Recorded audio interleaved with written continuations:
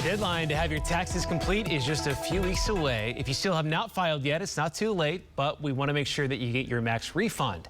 This afternoon, our financial expert, Paul Hood, is with us to go over claiming tax credits. Paul, good to see you as always. Good to see you. All right, so the first question today is, how much can you check, or how can you check to find out where tax credits are and which ones you qualify for?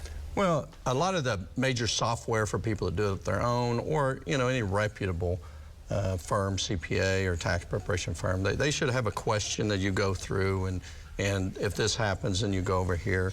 So most of the softwares will automatically generate it, but you can go to irs.gov. The big thing about credits, though, is there's a difference between a credit and a deduction. A deduction offsets income, and so you benefit 10, 15, 20, 30%. A credit is dollar for dollar against the tax. And typically the government uses credits to push an agenda, or like right now there's a lot of credits for electric vehicles. And even part credit, and there's a double credit if you get one that has a certain battery life on it and those kind of things. So there's credits for if you don't make a whole lot of money and you contribute to your 401k, because they want to encourage people to contribute to a 401k. There's a retirement credit. So there's quite a few out there, but you can go to irs.gov or go to use a decent software, go to a good preparer. We know some obscure ones. You can go online and click through them, and there's stuff for everything, if you're a farmer maybe even. But what are some of the more common tax credits that you see? So most of the credits that we see are going to be a child tax credit. You have children under 17, you get a certain amount. If you have a child over 17, and people miss this one, but they're still in college, you don't get the bigger credit, but you get $500. And so you got to make sure you check that box that they're still a student over 17. There's a retirement credit.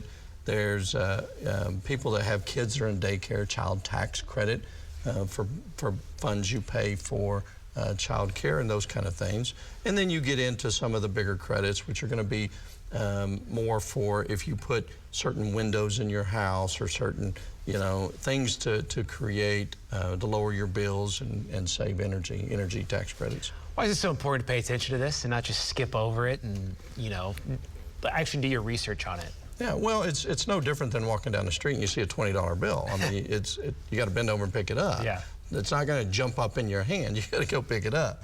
So this is money for you, and it's there. You've done the things potentially to earn those credits, and it's a dollar for dollar offset on your tax. So you're just not picking up the $20 bill. There's money out there for sure. For sure. And then finally, if somebody is filing this late, I mean, it's not too late. You still got a few weeks left.